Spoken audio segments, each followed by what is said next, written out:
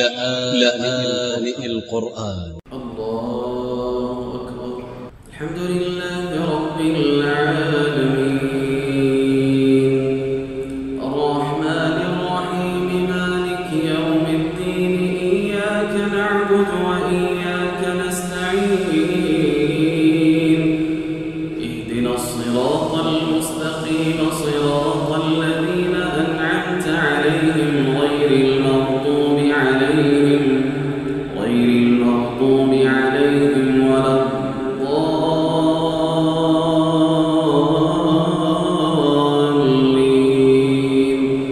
آمين. يا أيها الذين آمنوا خذوا حذركم فانفروا ثبات أو ينفروا جميعا وإن منكم لمن ليبطئن فإن أصابتكم مصيبة قال قد أنعم الله علي إذ لم أكن معهم شهيدا ولئن أصابكم فضل من الله ليقولن كأن لم تكن بينكم وبينه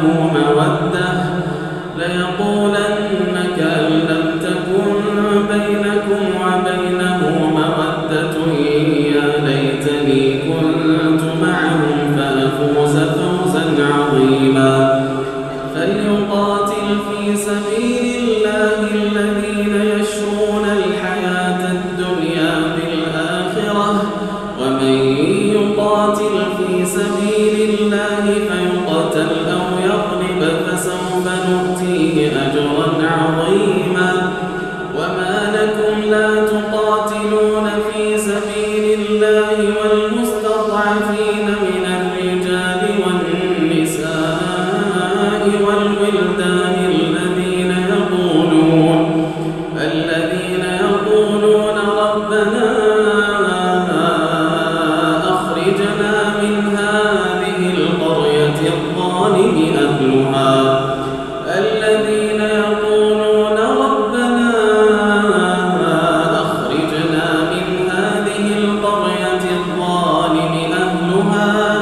واجعل لنا من لدنك وليا واجعل لنا من لدنك نصيرا. الذين آمنوا يقاتلون في سبيل الله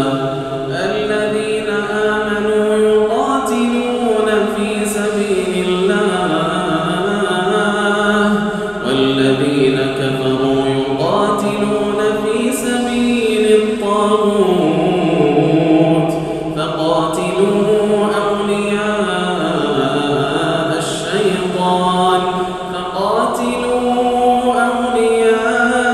الشيطان إن كيد الشيطان كان ضعيفا. ألم تر إلى الذين قيل لهم كفوا أيديكم وأقيموا الصلاة وآتوا الزكاة فلما كتب عليهم القتال إذا فريق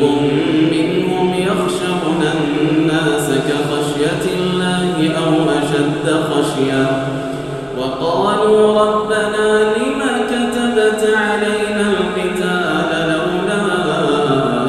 أخرتنا إلى أجل قريب قل متاع الدنيا قليل والآخرة خير لمن اتقى ولا تظلمون فتيلا. أينما تكونوا يدرككم الموت ولو كنتم في بروج مشيدة وإن تصبهم حسنة يقولوا هذه من عند الله وإن تصبهم سيئة يقولوا هذه من عندك قل كل من عند الله فما لهؤلاء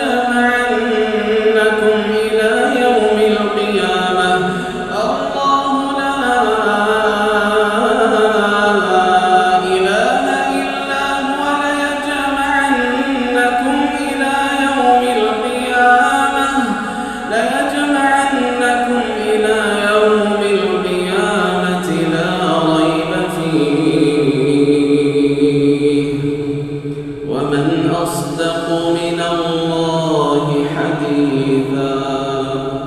فما لكم في المنافقين فئتين والله أركسهم بما كسبوا أتريدون أن تهدوا من أضل الله ومن يضلل الله فلن تجد له سبيلا ودوا لو تكفرون كما كفروا فتكونون سواء فلا تتخذوا منهم أولياء حتى يهاجروا في سبيل الله فإن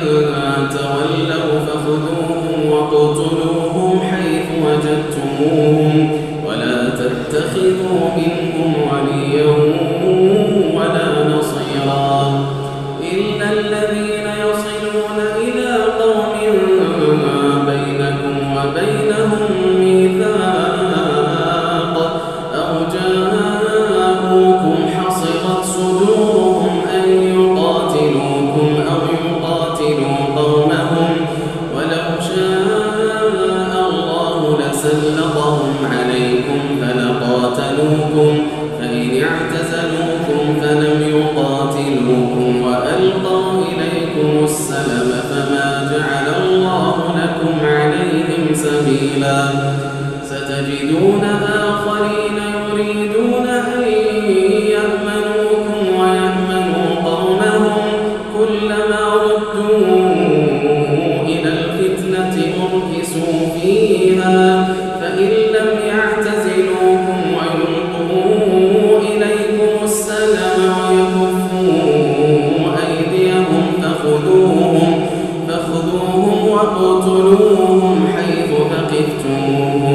فخذوهم واقتلوهم حيث ثقفتموهم وأولئكم جعلنا لكم عليهم سلطانا مبينا وما كان لمؤمن أن يقتل مؤمنا إلا خطأ ومن قتل مؤمنا خطأ فتحرير رقبة مؤمنة ودية مسلمة إلى أهله إلا أن يصدقوا فإن كان من قوم عدو لكم وهو مؤمن فتحرير رقبة مؤمنة وإن كان من قوم بينكم وبينهم ميثاق فدية مسلمة إلى أهله وتحرير رقبة مؤمنة فمن لم يجد فصيام شهرين متتابعين توبة من الله وكان الله عليما حكيما ومن يقتل مؤمنا متعمدا فجزاؤه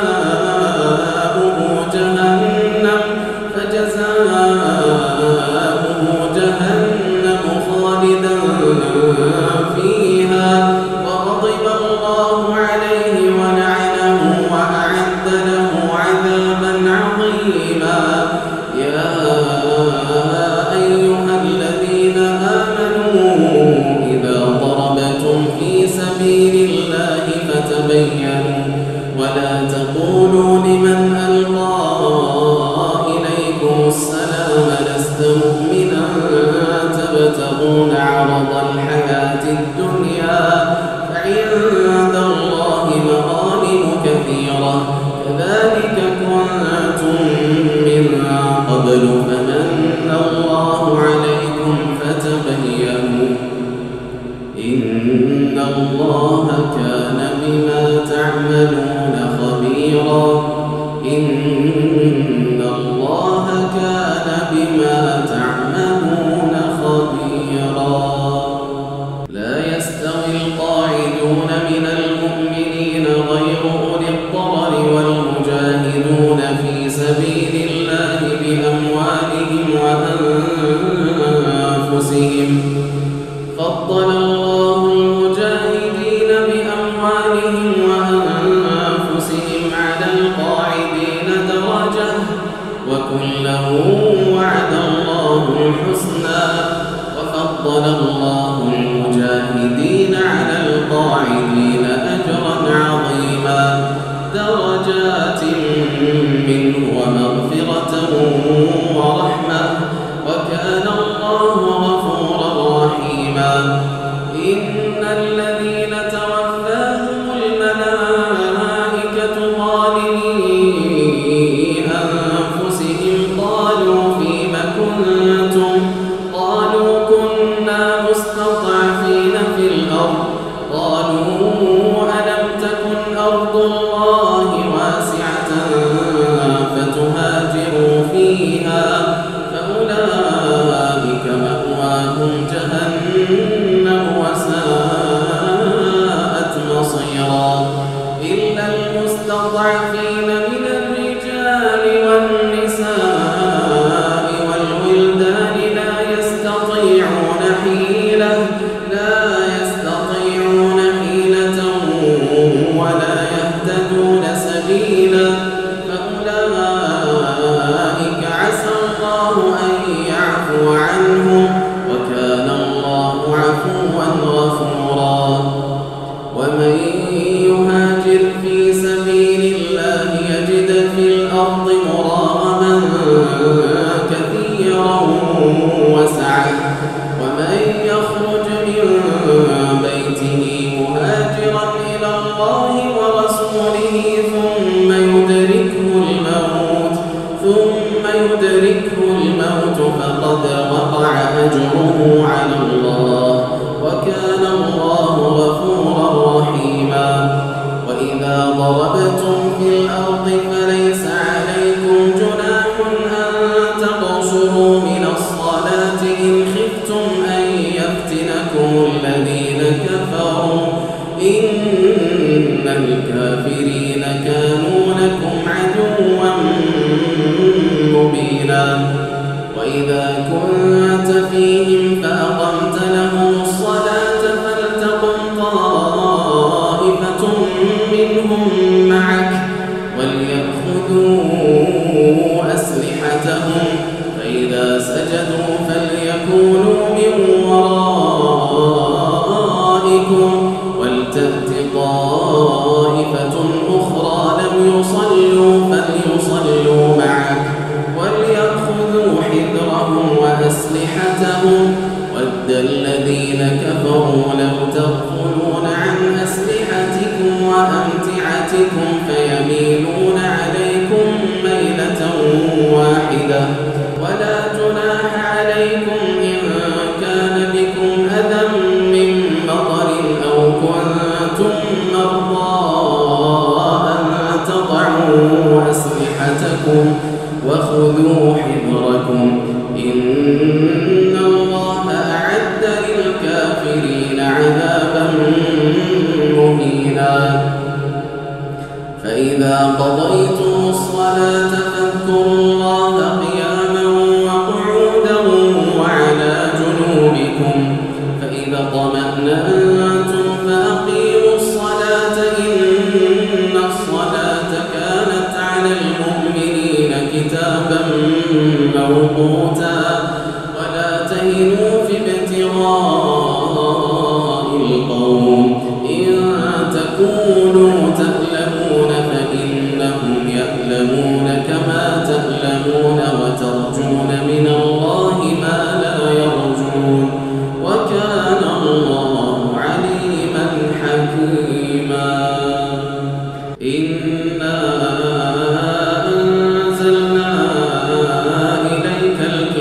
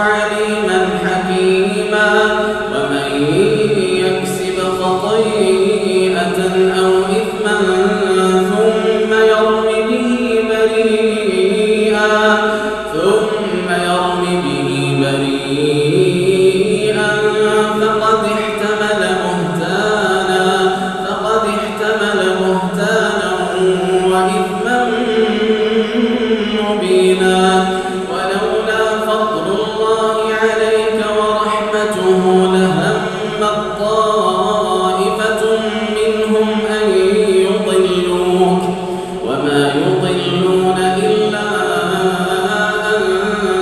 أنفسهم وما يضرونك من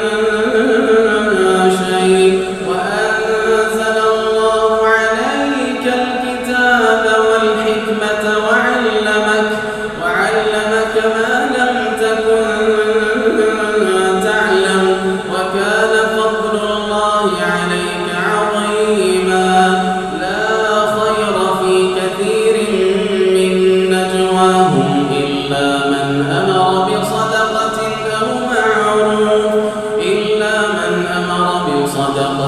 أو معروف أو إصلاح بين الناس ومن يفعل ذلك ابتغاء مرضات الله فسوف نؤتيه أجرا عظيما ومن يشاقق الرسول من بعد ما تبين له الهدى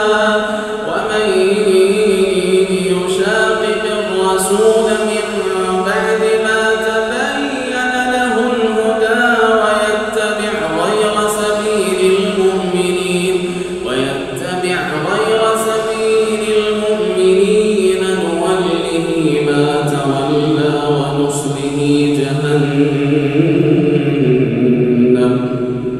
نوله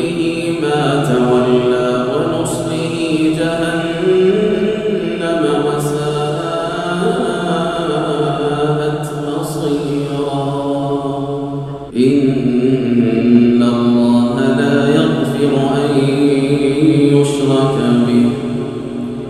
إن الله لا يغفر أن يشرك به ويغفر ما دون ذلك لمن يشاء ومن يشرك بالله فقد ضل ضلالا بعيدا إن يدعون من دونه إلا إناثا وإن يدعون إلا شيطانا مريدا لعنه الله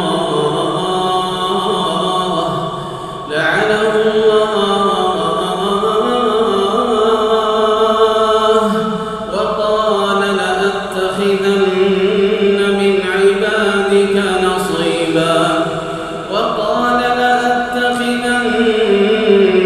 من عبادك نصيبا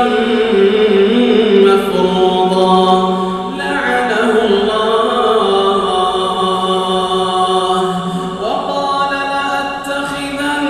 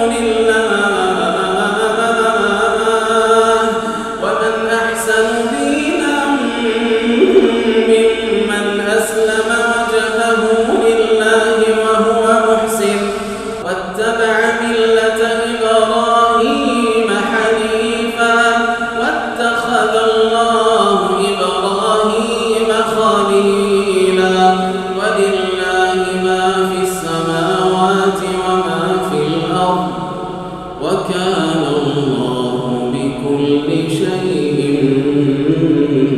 محيطا. ويستفتونك في النساء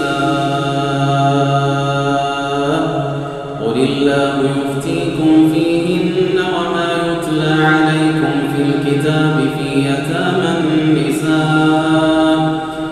يتامى النساء اللاتي لا تؤتونهن ما كتب لهن وترغبون أن تنكحوهن والمستضعفين من الولدان وأن تقوموا لليتامى بالقسط وما تفعلوا من خير فإن الله كان به عليما.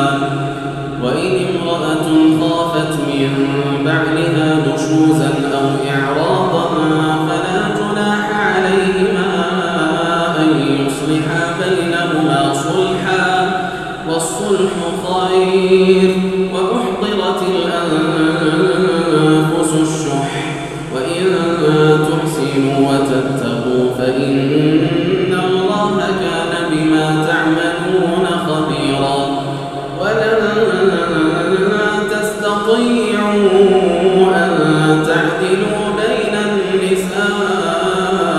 ولو حرصتم فلا تميلوا كل الميل فتذروها كالمعلقة. وإن تصلحوا وتتقوا فإن الله كان غفورا رحيما. وإن يتفرقا يغن الله كلا من سعته وكان الله واسعا حكيما. ولله ما في السماوات وما في الأرض ولقد وصينا الذين أوتوا الكتاب من قبلكم وإياكم أن اتقوا الله وإن تكفروا فإن لله ما في السماوات وما في الأرض وكان الله غنيا حميدا. ولله ما في السماوات وما في الأرض وكفى بالله وكيلا. إن يشأ يذهبكم أيها الناس ويأتي بآخرين. إن يشأ يذهبكم أيها الناس ويأتي بآخرين وكان الله على ذلك قديرا. من كان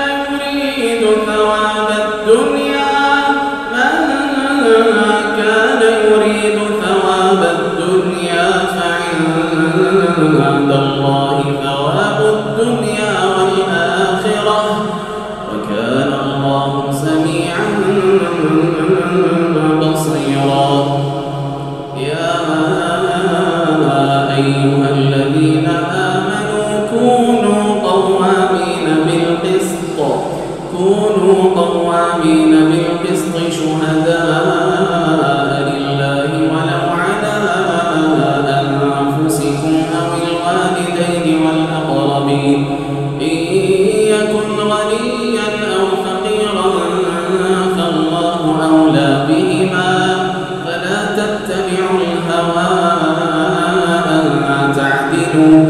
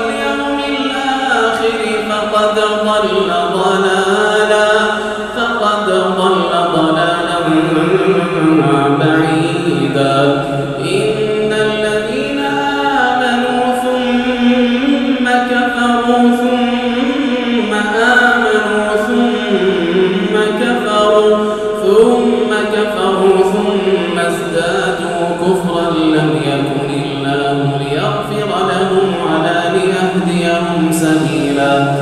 بشر المنافقين بأن لهم عذابا أليما الذين يتخذون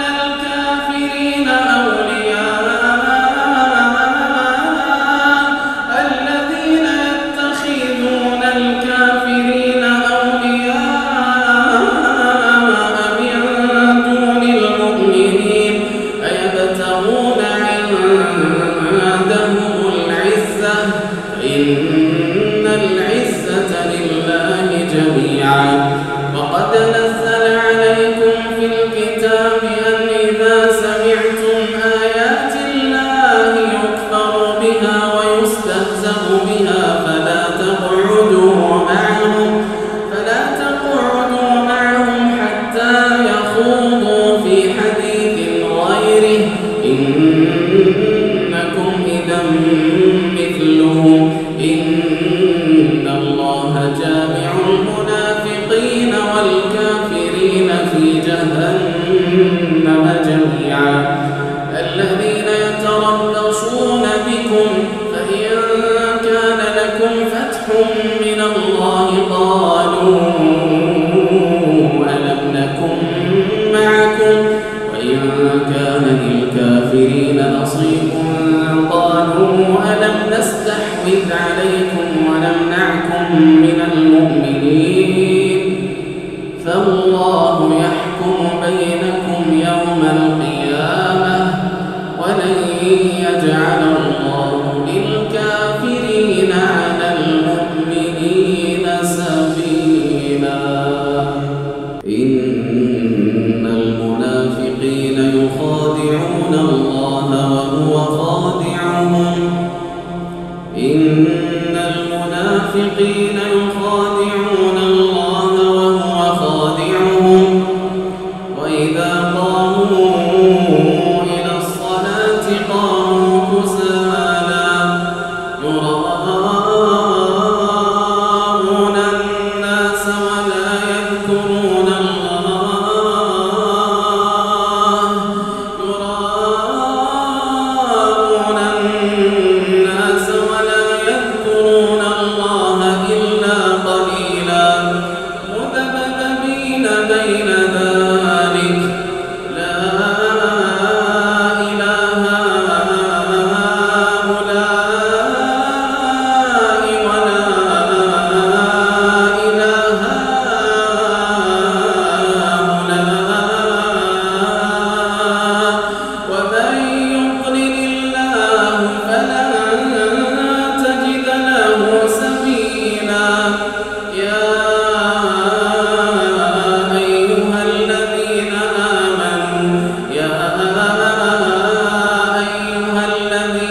آمنوا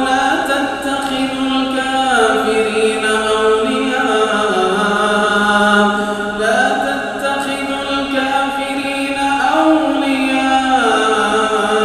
من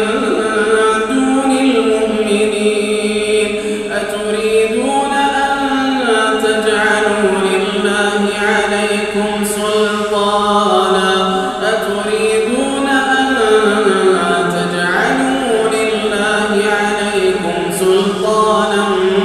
مبينا إن المنافقين في الدرك الأسفل من النار إن المنافقين في الدرك الأسفل من النار ولن تجد لهم نصيرا إلا الذين تابوا وأصلحوا واعتصموا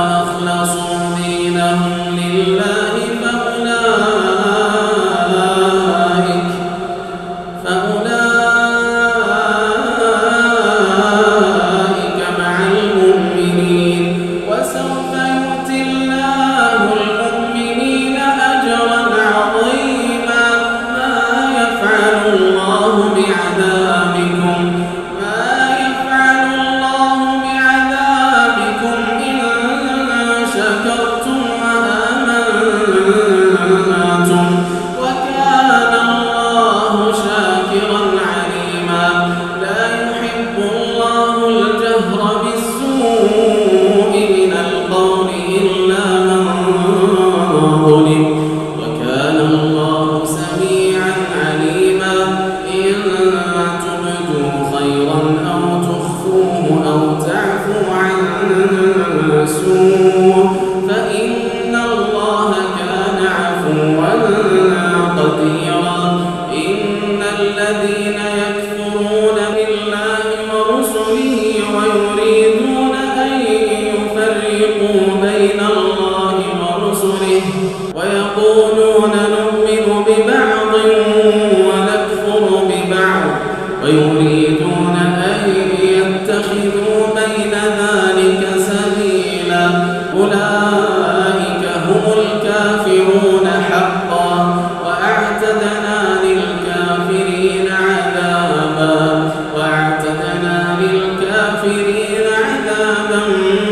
مهينا.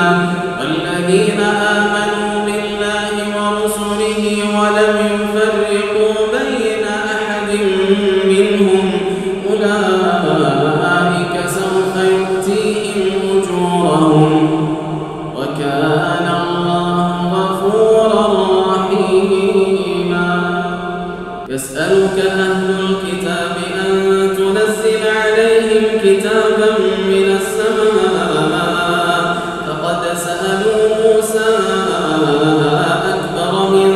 ذلك فقالوا أرنا الله جهرة فأخذتهم الصاعقة بظلمهم ثم اتخذوا العجل من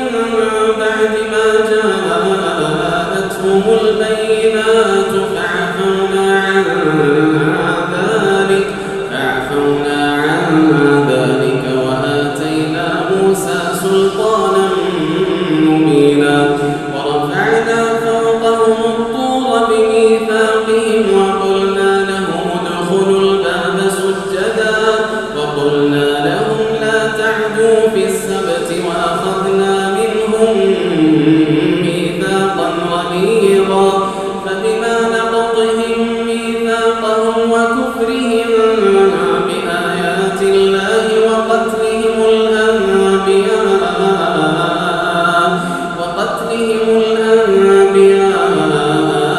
بغير حق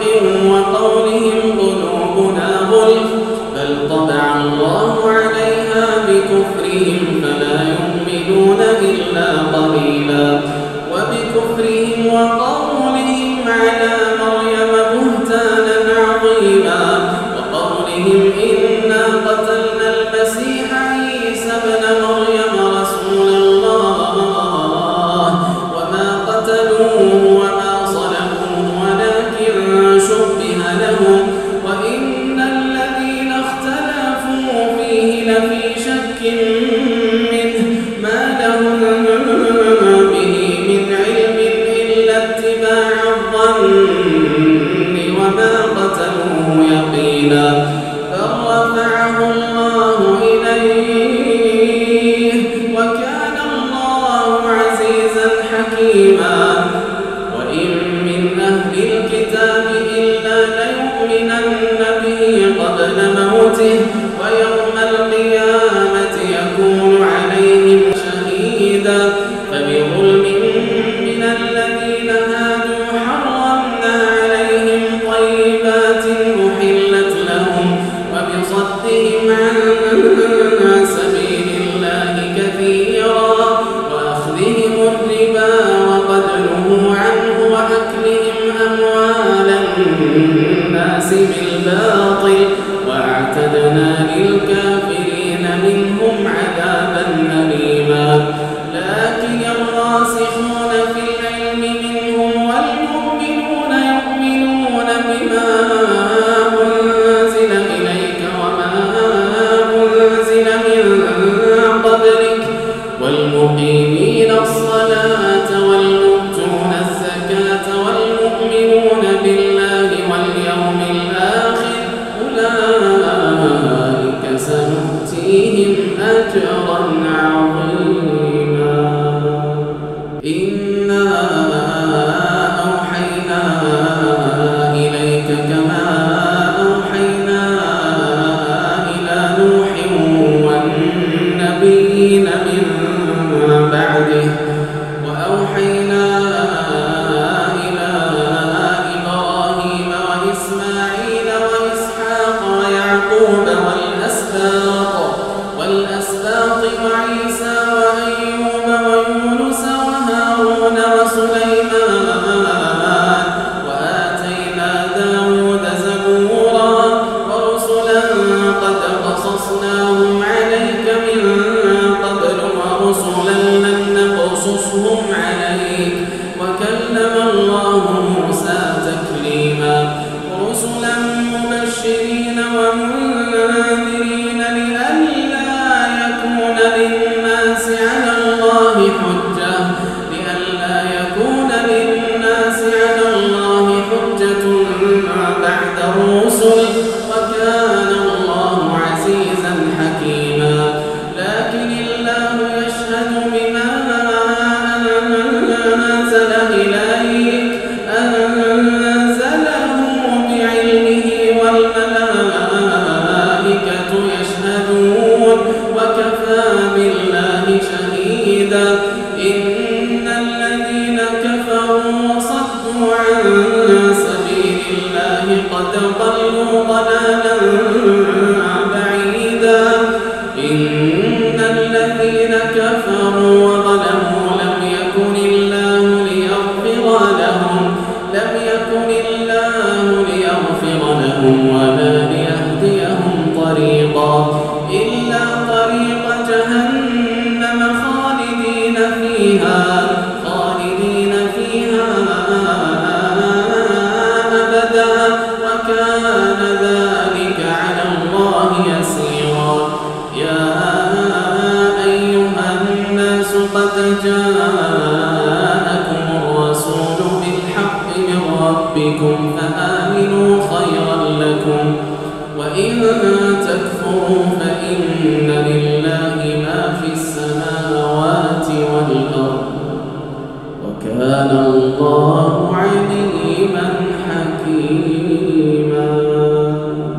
يا أهل الكتاب لا تغلوا في دينكم ولا تقولوا على الله إلا الحق إنما المسيح عيسى ابن مريم رسول الله وكلمته ألقاها إلى مريم وروح منه فآمنوا بالله ورسله ولا تقولوا ثلاثة انتهوا خيرا لكم إنما الله إله واحد سبحانه أن يكون له ولدا له ما في السماوات وما في الأرض وكفى بالله وكيلا لن يستنكف المسيح أن يكون عبدا لله ولا الملائكة المقربون ومن يستنكف عن عبادته ويستكبر فسيحشرهم إليه جميعا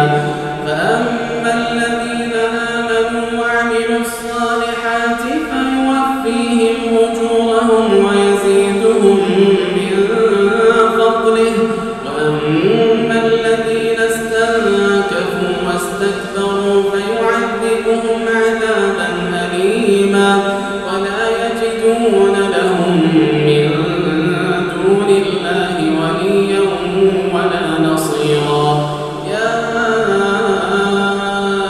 أيها الناس قد جاءكم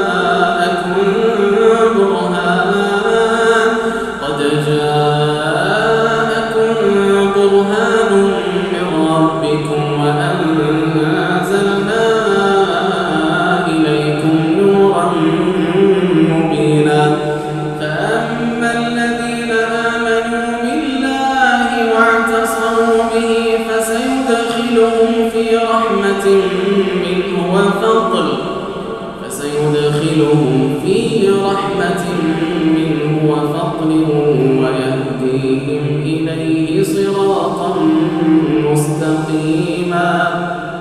ويهديهم إليه صراطا مستقيما يستفتونك قل الله يفتيكم في الكلالة إن امرؤ هلك ليس له ولد وله أخت فلها نصف ما ترك وهو يرثها إن لم يكن لها ولد فإن كانت اثنتين فلهما الثلثان مما ترك وإن كانوا إخوة رجالا ونساء فللذكر مثل حظ الأنثيين يبين الله لكم أن تضلوا والله بكل شيء عليم.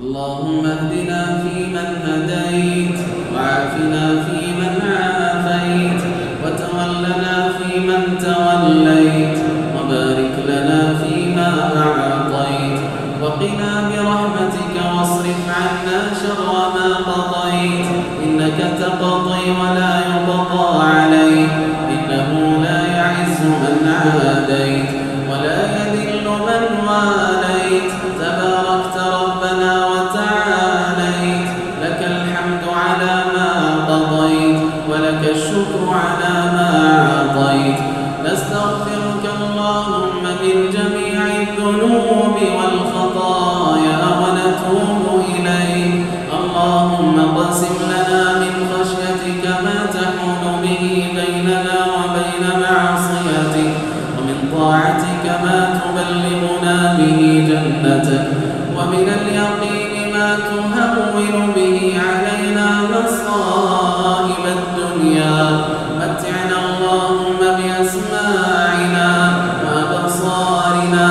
وقواتنا أبدا ما بقيتنا واجعله الوارث منا واجعل ثأرنا على من ظلمنا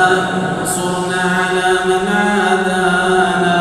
ولا تسلط علينا بذنوبنا من لا يخافك فينا ولا يرحمنا ولا تجعل الدنيا أكبر همنا ولا مبلغ علمنا